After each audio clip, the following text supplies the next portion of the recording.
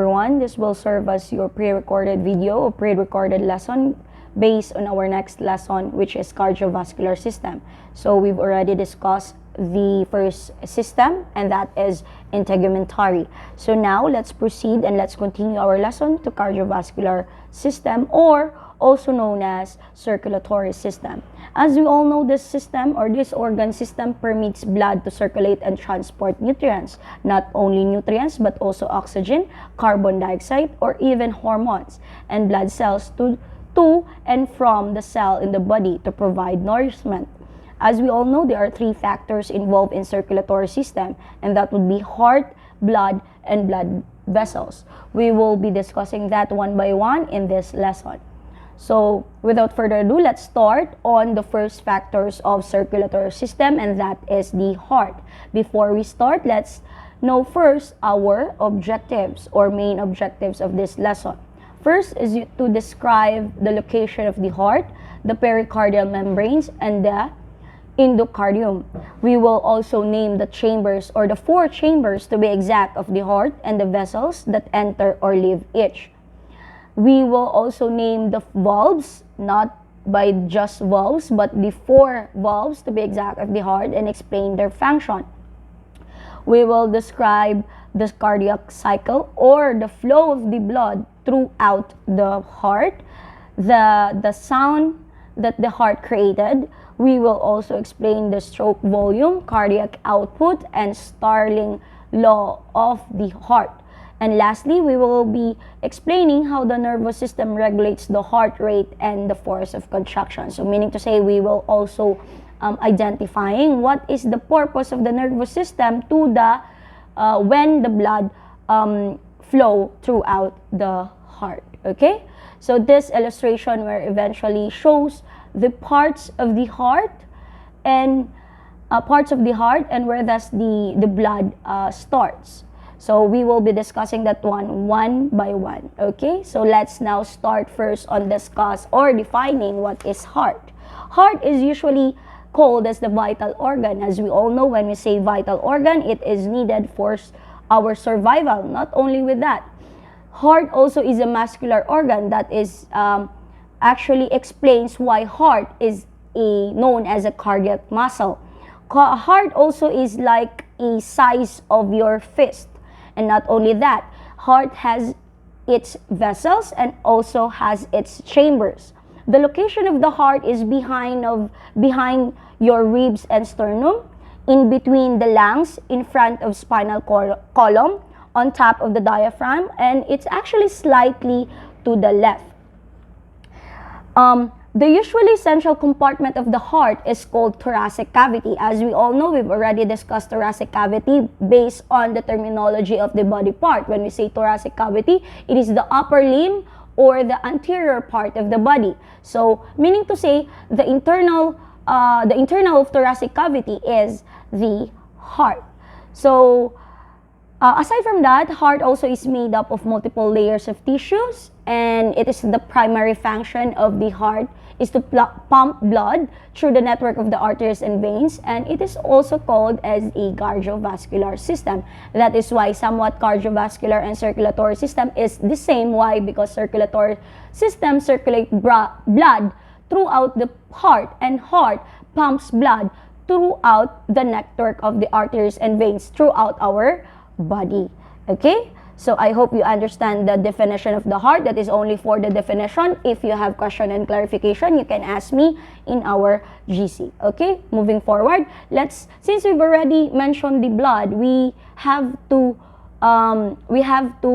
define, or we have to discuss the function of the blood. What is blood, or what is the function of the blood in the body? What is the importance of the blood? Number one is the transport. Blood carries or transport oxygen and carbon dioxide by the means on flowing it throughout the body, not only on the body but throughout the heart.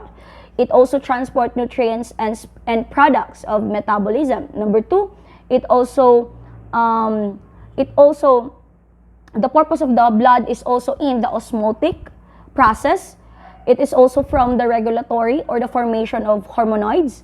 Protective, meaning to say blood is also for protection, detoxification, and lastly, it is for thermoregulatory. Okay, so it is not only by transporting it throughout the body, but it also regulates, blood also regulates throughout our body. Okay, so that is the function of the blood. So again, if you have questions, clarification, you can raise it in our GC or later in our online class, in our Google Meet later, kasi we will be having our Google Meet for your attendance. Okay, next, since we've already done discussing the function of the blood, let's define what is blood. So as I've said a while ago, blood transport oxygen and nutrients and has other important function as well.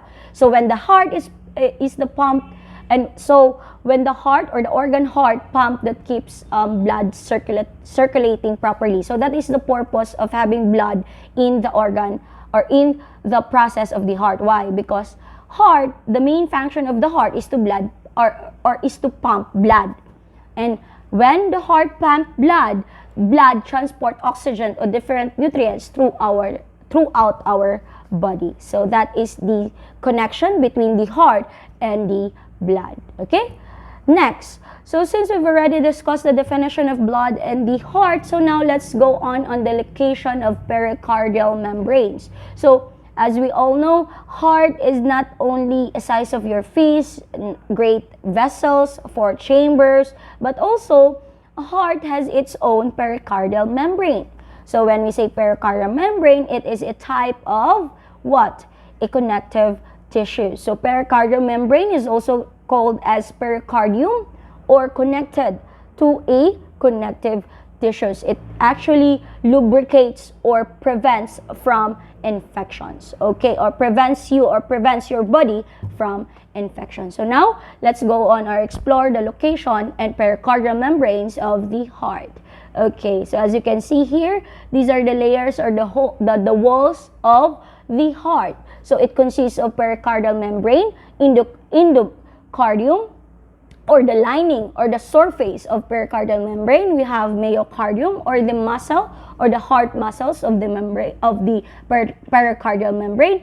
And when we say pericardial membrane, there is two pericardium. We have parietal pericardium and the fibrous pericardium.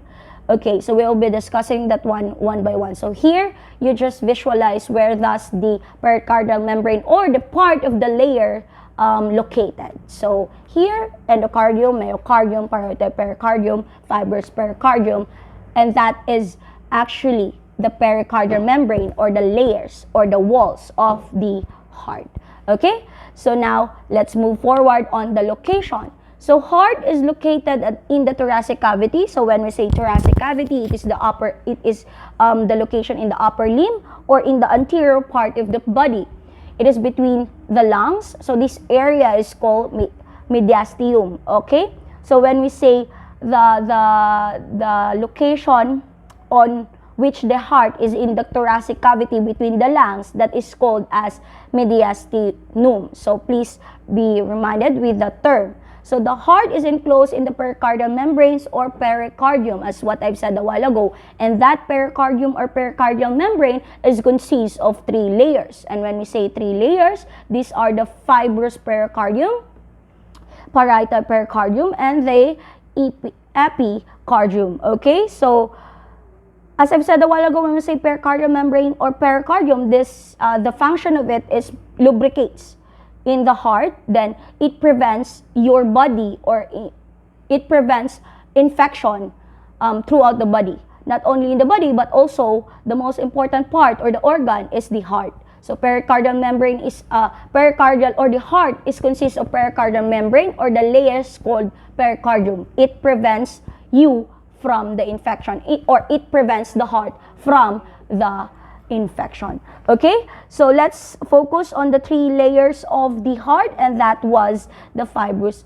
pericardium. When we say fibrous pericardium, as you can see here in the illustration, fibrous is located in the outermost layer of the pericardium or pericardial membrane. So it is usually, the description of this pericardium is usually a loose fitting sac or a strong fibrous connective tissue. So what do you mean by connective tissue? When we say connective tissue, it is for It is a type of tissue that is usually for protection, that extends inferiorly over the diaphragm and superiorly over the bases of the large vessels that enter and leave the heart. So that was the fibrous pericardium. So do not, please remember that fibrous pericardium is the outermost, or it is located in the outermost of the layer of a pericardium or pericardial membrane. Okay? So it is usually connective tissue. Why? Because when we say connective tissue, this is usually a type of tissue that is for protection. And as we all know, when we say pericardial membranes or pericardium, it is usually on the protection, or it protects you from infection. So that is why all of the types of the layer is a combination of a connective tissue. Okay? So next we have aside from fibrous pericardium, we also have a serous pericardium. That is very, very it is very, very different from the fibrous pericardium. Why? Because in the fibrous pericardium, it is focused on the extent inferiorly over the diaphragm and superiorly over the bases of the large vessels. While in the serous pericardium, it is actually divided or folded into two membranes. When we say folded, these are the layers, or these are the two layers called parietal and visceral. When we say parietal pericardium, this is a lining. Lining the fibrous pericardium is the parietal pericardium. So that is the location of parietal pericardium. Next, when we say the epicardium, it is the surface of the heart muscle, is the visceral pericardium, often called the epicardium. So visceral pericardium is also known as the epicardium. That's why it's called epicardium. Why? Because it is in the surface of the heart muscle, okay?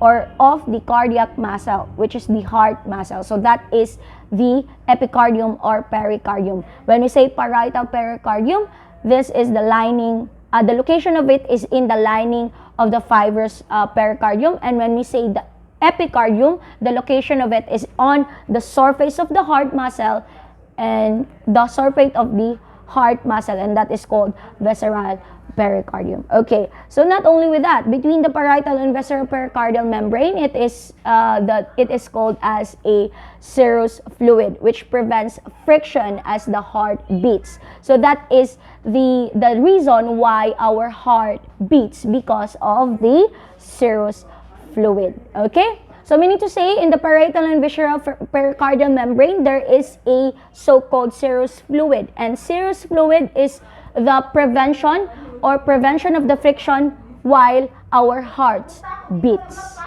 Okay, so that is that is serous fluid. So from the mediastinum to the fibrous pericardium to the serous pericardium and to the two-fold or two layers of serous pericardium, and that was parietal pericardium, visceral pericardium, or often called as epicardium, and from the fluid between the parietal and visceral pericardium, and this is the serous fluid. Always remember that when we say serous fluid, it is from the prevention of the friction as the heart beats. Okay, so now if you have questions, clarification, so just ask it on our, or raise it in our GC. Okay, let's move forward on the chambers, vessels, and valves. So as I've said a while ago, heart is not only the vital organ of the body, but also it has a great vessels and the valve.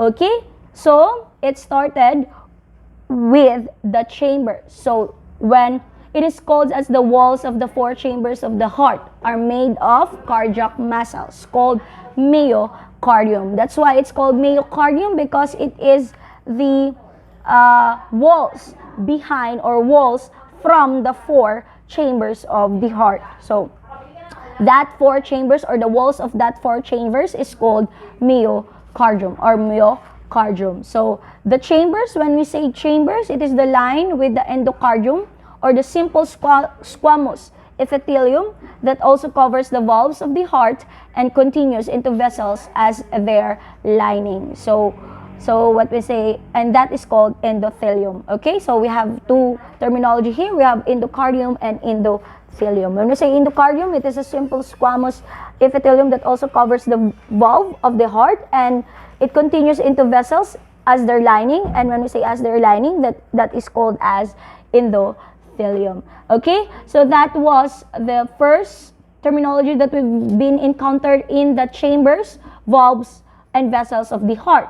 So it started with first, what is endocardium? As we all know, the important physical characteristics of endocardium is not its tightness, but rather its smoothness. This is very smooth. Tissues prevent abnormal blood clotting because clotting will be initiated by contact of blood with rough surface. So as we all know that when we say endocardium, it is a composition of epithelium or epithelial tissue. So when we say tissue, it is usually the characteristic of a tissue is usually smooth, usually very, very smooth. So the same with that tissue, that is also a description of endocardium. So now, and with that, let's discuss the chambers. So we have the upper chambers, and that explains from the right and left atria or atrium, which have relatively thin walls and are separated by common wall of myocardium called the interatrial septum. So as we all know, the walls of four chambers is called myocardium. So, by the separation of the upper and lower chamber, meron din tayong tinatawag, or we can call this one as the interatrial septum or interatrial septum. Okay? So, which it is relatively thin walls and separated by common wall of myocardium, and that is called, again, interatrial septum. So, the lower chambers are the right and left ventricle. This is actually very important once the blood flow through the heart. So the four chambers is very important, the four valves is very important, and also the vessels is very important once the blood started to flow throughout our heart. Okay, so which have going back, so as I've said, the lower chambers are the right and left ventricle, which have thicker walls and actually separated by the interventricular septum. So right and left atrium is usually separated by interatrial septum, while lower chambers like right and left ventricle is usually separated by the thicker walls, and that is called interventricular septum. So do not forget that one. Do not forget the terms, because in the field of science, science terminology is very important. So we are very factual. So we have to know the different terminologies. So here we have to know the different terminologies pertaining on the heart. So again, when we say upper chamber, we have the right and left atria or left atrium. The right and left atrium can be separated by the means of interatrial septum, and the lower chambers are right and left ventricle. And these two lower chambers can be separated by the means of thicker walls. These are interventricular septum. And what is this walls? This is actually a types of myocardium, which we all know that myocardium is the walls from the four chambers. So in the four chambers, we have walls, and that is myocardium. And when the right and left atrium separated, that is a kind of myocardium called interatrial septum. And when we say in the lower, from the right and left ventricle, that walls is called interventricular septum. Okay? So I hope you understand that one. And if you have question, again, you can raise it in our GC. Okay, next. So this is actually the illustration from the four chambers. So this is the location of four chambers.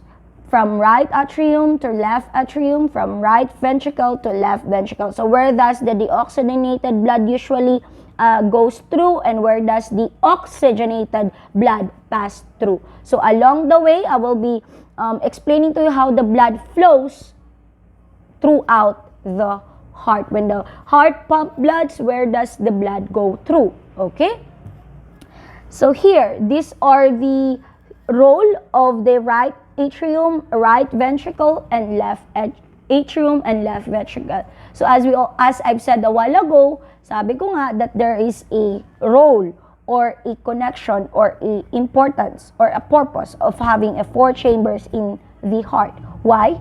Because they will receive, transport, and pumps oxygenated and deoxygenated blood. Okay? So when we say right atrium, this receives the oxygenated blood from the superior vena cava and inferior vena cava and empties it into the right ventricle.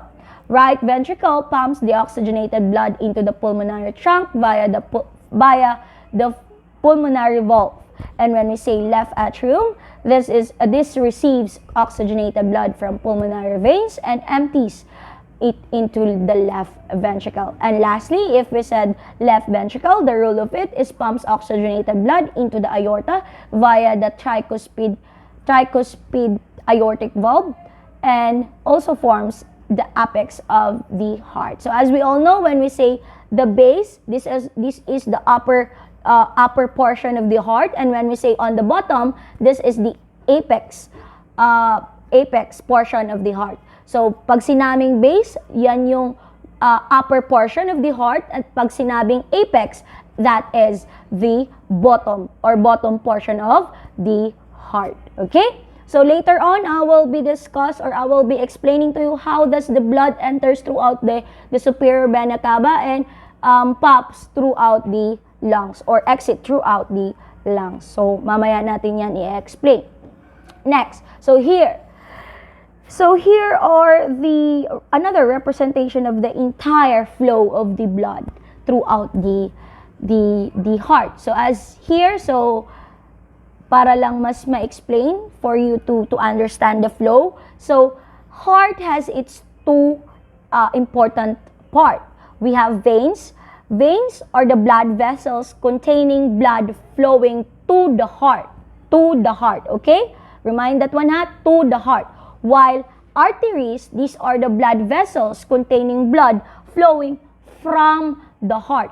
To and from is a different word, right? So when we say veins, the blood vessels containing blood flowing to the heart, and when we say arteries, blood vessels containing blood flowing from the heart. As you can see here in the heart, there is a 2 color that you can eventually observe or can eventually describe, and that was blue and red.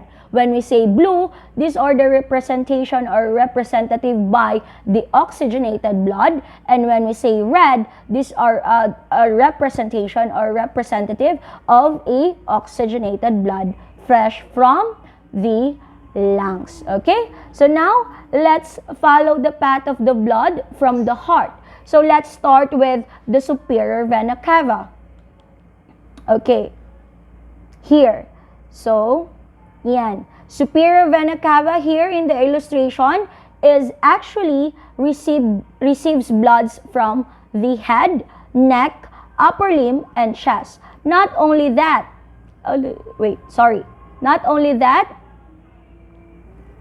superior vena cava carries blood from the upper body.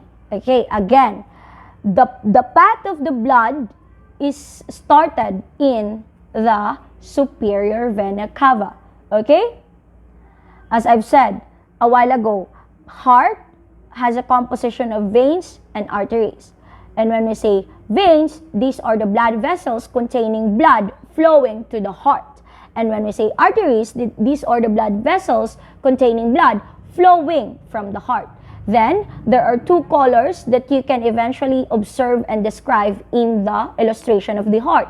These are the blue and the red. When we say blue, these are the representation of a deoxygenated blood. And when we say red, these are the representation of the oxygenated blood fresh from the lungs. Okay? Always remember that one. So, when in the blood or in the path of the blood, it started with superior vena cava. Superior vena cava carries blood from the upper body. So as you can see in the illustration, sorry, baka mas malito kayo, so that this is the reason why I move it in the illustration para mas makita. So the blood started on the upper body, and that is called superior vena cava. Usually, it receives blood from the head, neck, and your upper limb, and also your chest. So that is the first portion where the blood enters. It enters on superior vena cava. Okay, again, when we say superior vena cava, it carries blood from the upper body, or it receives bloods from the head, neck, upper limb, and the chest. Meanwhile, we have also inferior vena cava. Inferior vena cava carries blood from the lower body. So sabayan ha, when the blood flow throughout the heart, it usually enters from the upper body, which is superior vena cava, and the lower body, which is inferior vena cava. Okay, as you can see here in the illustration, we have in the upper body, we have superior vena cava, and when we have in the lower body, we have inferior vena cava. So again, when we say inferior vena cava, it carries blood from lower body and receive blood from trunk, viscera, or lower limbs. So as you can see, as you observe the differences between the two, when we say superior, it is from upper body, and when we say inferior, it is from the what? From the lower limbs or lower body. So both superior and inferior end up in the first chamber of the heart, and that is called right atrium. And not only chambers, right? Not only chambers, but also a valve. We also have four valves in the heart. Okay? So again, both superior and inferior end up into the right atrium. Blood will flow through the right atrioventricular or AV valve or tricuspid valve into the right ventricle. So before we will go to the right ventricle, let's discuss what is the purpose of a valve. The purpose of the valve is to keep moving in the right direction and not flow backwards. So that is the purpose of the valve in the flow of the blood. Okay? So valve has its four types. Okay? The tricuspid valve, the pulmonary valve, the aortic semilunar valve, and the bicuspid valve or the mitral valve. Okay, again, when we say when the blood enters superior vena cava or receive blood from the head, upper limb, and chest, or in the upper body, then meanwhile inferior vena cava also the blood also enters with that portion, the inferior vena cava. It also carries blood from the lower body. Then both superior and inferior vena cava end up into the first chamber of the heart, and that is right atrium. So as we all know, chamber, we don't have not only chamber but also a valve. When blood will flow through the right atrioventricular or AV valve or tricuspid valve into the right ventricle. And the purpose of having a valve is for to keep moving in the right direction and not flow backwards. So that is the purpose of having a valve in the blood flow, when the blood flow through from the right atrium to the tricuspid valve. Okay? Then when we say tricuspid valve, it is made of 3 flaps. So yes, as we all know, tricuspid valve or this valve is made of 3 flaps or cusps or of endocardium reinforced with connective tissue. Okay?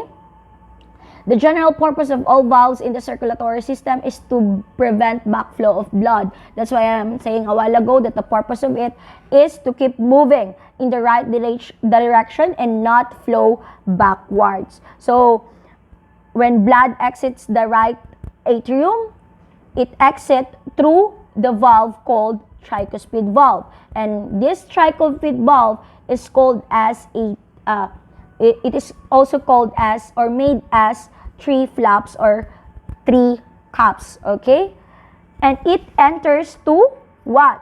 To the right ventricles, okay? When the blood exits from the right atrium through the tricuspid valve, it enters naman through the right ventricle. So the specific purpose of tricuspid valve is to prevent backflow. Yun yung that's what I'm saying a while ago. Backflow of the blood from the right ventricle to the right atrium. When the right ventricle contracts, as the ventricle contracts, blood is forced behind the 3 valve flaps, forcing them upward and together to close the valve. So when the blood now enters to the right ventricle, the blood exit through the called pulmonary valve, and it enters to the pulmonary artery. Again, when the blood enters to the right ventricle, the blood exits through the certain valve called pulmonary valves, and it enters the pulmonary or your pulmonary artery. Again, pulmonary artery, or it is an artery because it is called an artery because it is flowing away from the heart. And but it is blue because it lacks oxygen. So as you can see here, pulmonary, wait, let's go on with the illustration. Pulmonary, dito na tayo na sector when I explain the flow of the blood. Pulmonary artery is usually blue because it lacks oxygen. But pulmonary artery is a kind of artery. Why? Because the blood is flowing away from the heart. So, this sector na tayo, this sector of the portion of the heart na tayo when the blood flow. Okay? So, again, when the blood enters to the right ventricle, the blood exits through the pulmonary valves and it enters to the pulmonary artery. Then, again, it's artery because blood is flowing away from the heart. It is blue because it lacks oxygen. And then, it's split into right. From there, it's split into right and left pulmonary artery that exit into the lungs. And when the blood exits into the lungs, it can produce gas exchange. And when gas exchange occurs, the blood discharge a carbon dioxide. And when the blood discharge a carbon dioxide, it picks up oxygen, and now blood comes back to the heart through a pulmonary vein and entering the left atrium. Okay, so now we are here in the second chamber of the heart. We have left atrium. Left atrium is the receiving of the blood from the lungs by way of 4 pulmonary veins. That's why that is what I'm saying a while ago. This blood will then flow into the left ventricle through the left atrioventricular valve, or also called as the mitral valve, or also called as bicuspid valve, or the 2 flaps valve. So as we all know, there are 3 flaps. We have tricuspid valve and the mitral valve or bicuspid valve and the pulmonary valve. So the mitral valve, what is the purpose of mitral valve? It prevents backflow of blood from the left ventricle to the left atrium when the left ventricle contracts. In the right atrium, we have valve there, and that is tricuspid valve. Here, in the left atrium, we also have a valve, and that is called mitral valve. As we all know, the purpose of the valve is to prevent backflow, or to keep moving in the right direction, or to keep the blood moving in the right direction and not flow backward. So that is the importance of having a valve in the heart. Okay? Next, we also have other function of the atria is the production of hormone involved in the blood pressure. Maintenance: when the walls of the atria are stretched by increased blood volume or blood pressure, the cells produce atrial natriuretic peptide or ANP, also called as atrial natriuretic hormone or ANH. So when the oxygen when the bloods now or when the blood exit from the pulmonary artery or when the blood exit into the lungs, gas exchange occurs. And when the gas exchange occurs, blood discharges carbon dioxide. And when the blood discharges carbon dioxide, they pick up oxygen. And when they pick up oxygen, the blood comes back to the heart. So from the blood comes back to the heart throughout a called pulmonary veins, and that pulmonary veins will enter our second chamber, and that is left atrium. And next, of course, when the blood pumped through the left ventricle by mitral valve, that's what I'm saying a while ago, mitral valve or bicuspid valve, finally it produces finally the oxygenated blood leave the left ventricle through the aortic semilunar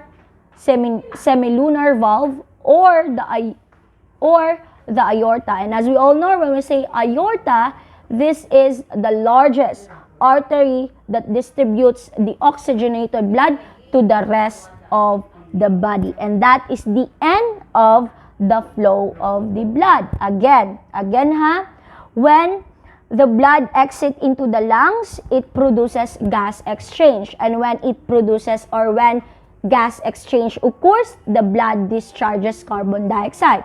And when the blood discharges carbon dioxide, it picks up oxygen. And when it picks up oxygen, now the blood will comes back to the heart. And when it comes back to the heart, the process by the blood coming back to the heart, and it is called as a pulmonary veins. And when pulmonary veins entering the left, and by that the blood enters the left atrium. And next, when the blood pump through the left ventricle by the mitral or bicuspid valve, then finally oxygenated blood leave the left ventricle through aortic semilunar valve. Then the aorta or the largest artery distribute now the blood throughout your body. So that is how the blood flow throughout your heart and from the rest of your body.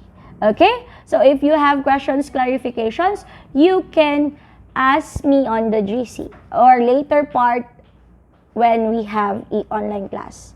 Okay? Later, kasi mag-online tayo for your attendance. So these are actually the same with atrial natriuretic peptide. This is actually another terminology that pertaining to the heart. This is the ventricles of the heart produce a similar hormone, and that is B-type natriuretic peptide or BNP. But we will use ANP as the representative of cardiac hormone. This is eventually the different hormones that is usually occurs or involved in the heart. Okay? ANP, when ANP decreases the reabsorption of the sodium ions by the kidney so that more sodium ions are excreted in urine, which in turn increases the elimination of water. So the loss of water lowers blood volume and blood pressures. You may have noticed that ANP is an antagonist to the hormone aldosterone, which raises blood pressure. So this is the reason where does the excrete or the entering of ANP, and this is usually the cause of the raise of your blood pressure. So when we say hormones or in hormonal discussion, we will be discussing widely that one in the another system, which is called as endocrine system. Okay, next, let's go now on the right ventricle. So when the right ventricle contracts, the tricuspid valve closes and the blood is pumped to the lungs throughout the pulmonary artery. That's what I'm saying a while ago, diba? When the left atrium, the next would be the blood pumped to the left ventricle. then throughout the mitral valve or bicuspid valve, then the oxygenated blood leave the left ventricle through the aortic semilunar valve. Okay, so its three flaps force open when the right ventricle contracts and pumps blood into the pulmonary artery. When the right ventricle relaxes, the blood tends to come back, but this fills the valve flaps and closes the pulmonary valve to prevent backflow of the blood into the right ventricle. Then, here comes the left ventricle, the last. When the left ventricle pumps the blood to the body through the aorta, the largest artery, that's why I'm saying a while ago, kanina pa, in the junction of the aorta and the left ventricle in the aortic semilunar valve or the aortic valve, then when the aorta or the largest artery distribute the oxygenated blood to the rest of the body. So that is the end of our, or that's the end of the flow of the blood. So here is the illustration. Coming from superior vena cava and inferior vena cava through the right atrium, then left atrium to the right ventricle to the left ventricle. Okay? So I hope you understand the blood flow. If not, just ask me or just raise a question in our GC or later on. Okay? So, again, another representation of the blood flow. Then now, let's go on and let's proceed to another discussion, and that is the vessels or the last factors of the heart. As we all know, there are three factors. We have the heart, the blood vessels, and we have the heart, blood, and lastly we have the vessels. Okay, so we are now in the last factor of the cardiovascular or circulatory system. Okay, so as we all know, vessels is a closed loop circuit of vasculature in the body. The vessels of the heart provide passage of the blood to and from the arteries and the veins. So as you can see, these are the part of the heart that usually is the vessels. We have superior vena cava, pulmonary veins, inferior vena cava, aorta, and pulmonary artery. So these are the vessels, as I've said a while ago, and their rules. So we've already discussed that a while ago while we are explaining the flow of the blood. But for you to have a summarization with the rule of different vessels, so these are the rule of superior vena cava. Superior vena cava is the vein that drains the oxygenated blood from the upper half of the body, which is received by the right atrium. Again, superior, when you say superior vena cava, it is usually carries blood through your upper body. And when we say inferior vena cava, these are the veins that brings the oxygenated blood from the lower half of the body, which is received by the right atrium again. So when we say inferior vena cava, if superior vena cava is consists in the upper body, of course, we have lower limb or lower body, and that is inferior vena cava. Meaning to say, inferior vena cava carries blood through or from your lower body. Okay? The next, we have pulmonary trunk or pulmonary artery. This artery supports pulmonary circulation by carrying the oxygenated blood from the right ventricle to the lungs for a gas exchange. Okay, as I've said a while ago, pulmonary trunk or pulmonary artery is an artery because blood is usually flowing away from the heart. But pulmonary trunk is colored blue. Why? Because it is the oxygenated blood, meaning to say there is a lack of oxygen.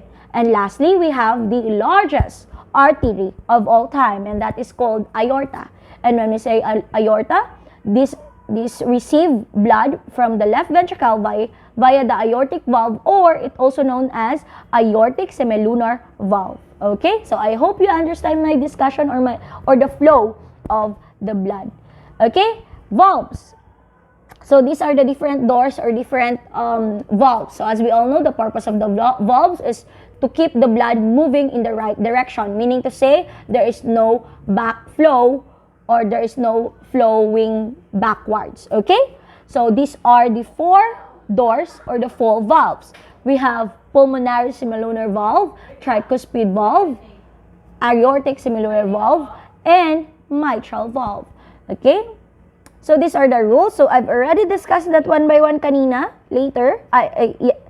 kanina, a while ago pala, later. A while ago, and now for you to have a summarization of each role of each valve, we have tricuspid valve. Tricuspid valve is also called as the right atrioventricular valve, and this valve prevents backflow of the blood from, please remember this one, right ventricle to the right atrium when the right ventricle contracts. Okay, so this is the valve presenting or occurring in the right ventricle and right atrium. Why? For the purpose of preventing backflow of the blood from the right ventricle to the right atrium. Okay? Pulmonal semilunar valve.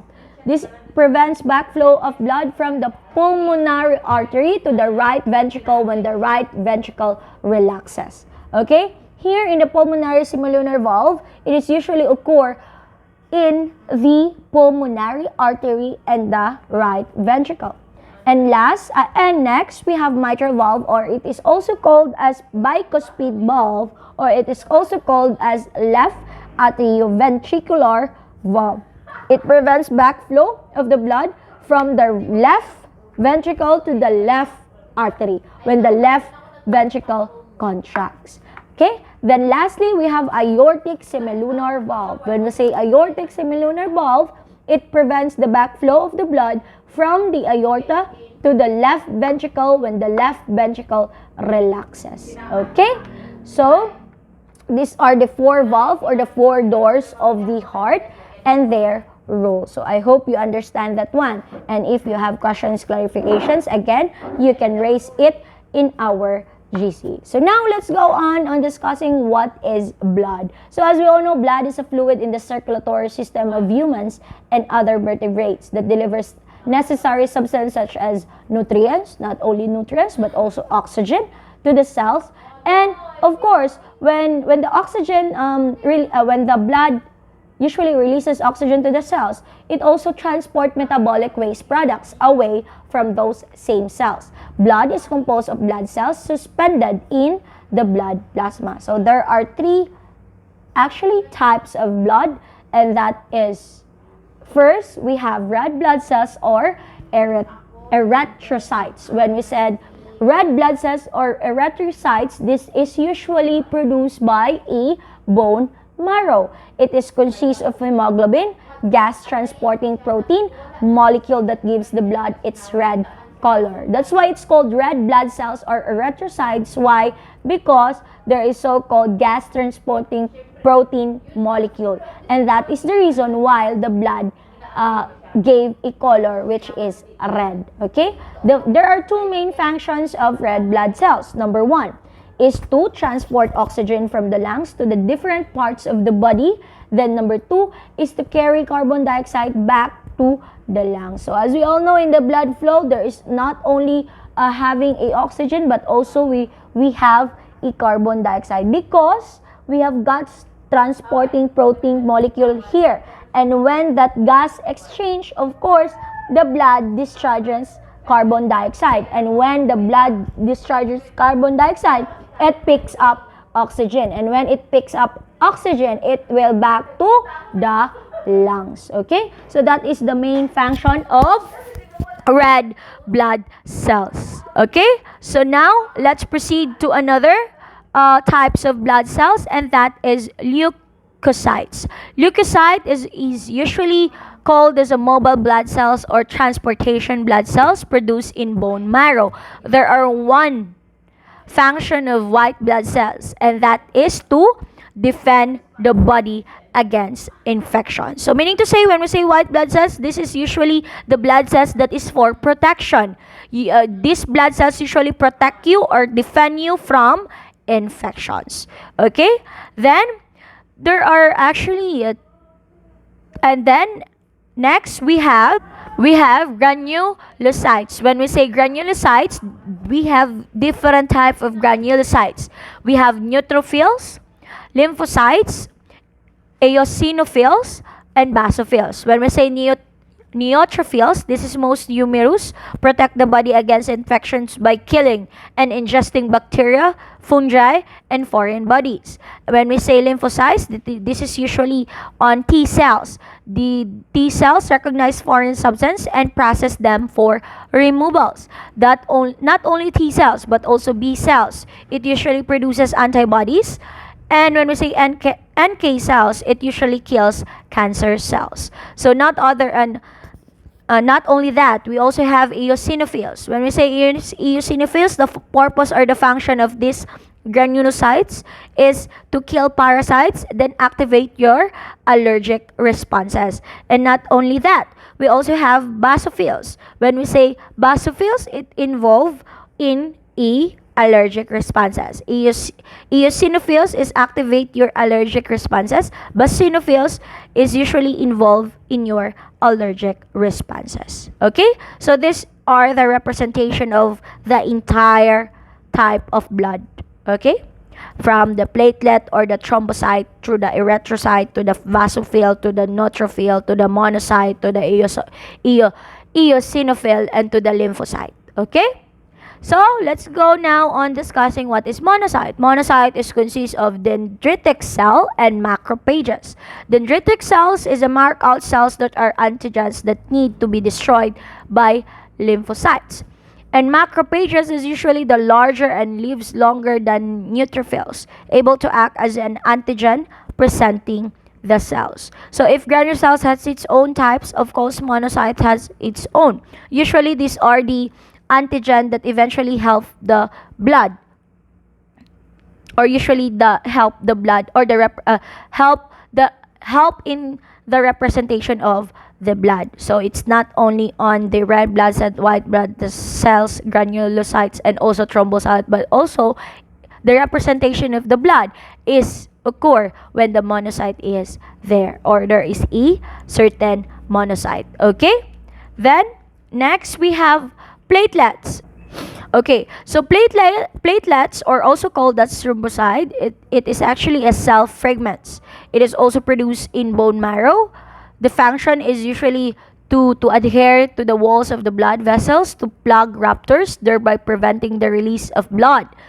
It is usually to release chemicals that cause clots to form in blood. So when we say platelets, this is the limitation of the blood, or the wall of the blood. Okay, so that's why it's called cell fragments. Okay, and that is the function of the platelets. It's usually from to limit and to be the wall of the blood. Okay, to be the wall of the blood vessel to plug rupture.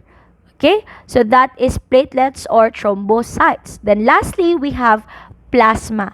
Plasma is the clear yellow liquid in the blood that is combination of water, sugar, fat, protein, and salt. As we all know, that body is consists of macromolecules. And when we say macromolecules, fat or lipids is there.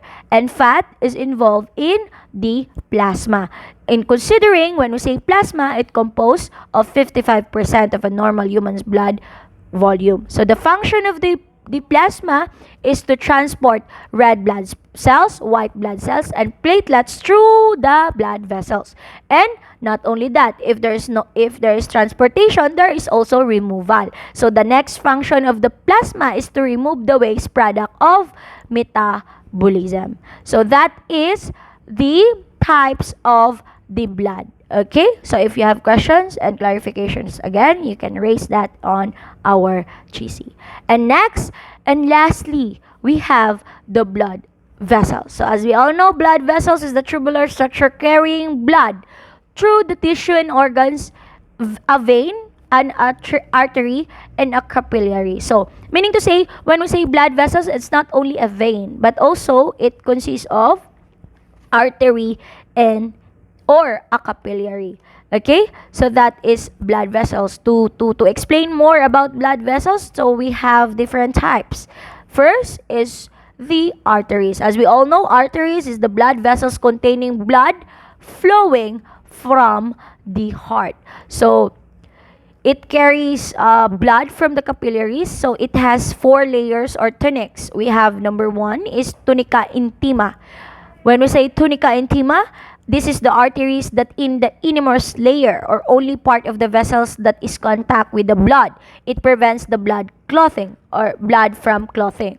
Then B, next one is tunica media. If there's tunica intima, of course there is tunica media, meaning to say the middle layer, or it is made up of smooth muscle and elastic connective tissue which are involved in the maintenance of the normal blood pressure. And lastly, we have the outermost layer of the artery, and that is called tunica externa. Tunica externa is a very strong and thick that prevents rupture or bursting of the vessels. That's why your vessels is very equipped on protecting your blood or protecting your blood. Why? Because we have different types of blood vessels, and that blood vessels consists of arteries, and that arteries consists of different layer, consists of tunica intima, tunica media, and tunica externa. And by the description of these three layers, it can protect your blood, or serves as a protection by your blood. Okay.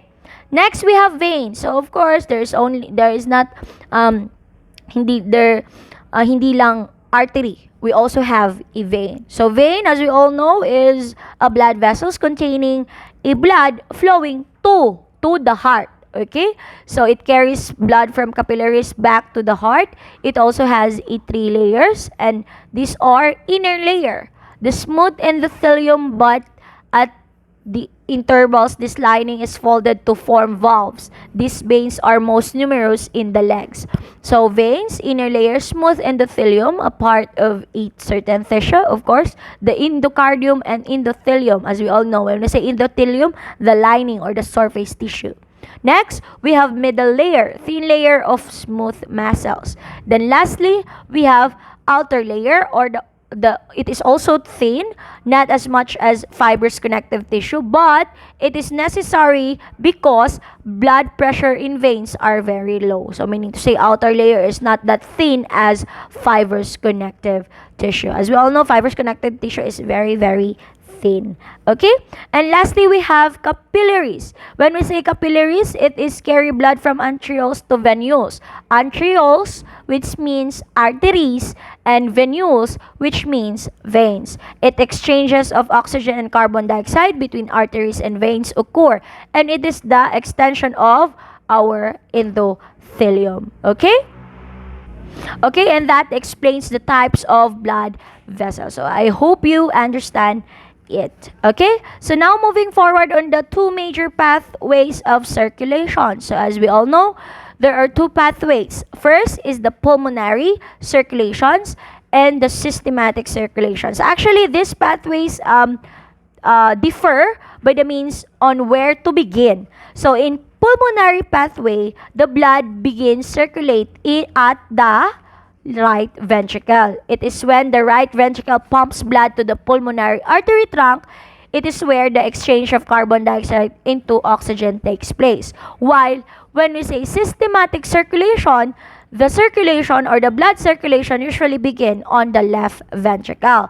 It is when the left ventricle pumps the blood into the aorta, which is the largest artery of our body. As I've said, okay, pulmonary and systematic circulation is a both major pathway of circulation, but they usually differ from where thus the blood circulation begins. So always remember lang the terminology that when we say pulmonary, the circulation begins in the right ventricle. And when we say systematic, the pulmonary circulation, when we say systematic, the blood circulation usually begins on the left ventricle. Okay?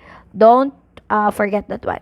Then, these are the examples of the circulation. We have the pulmonary and the systematic circulations. So, pulmonary and systematic. Okay?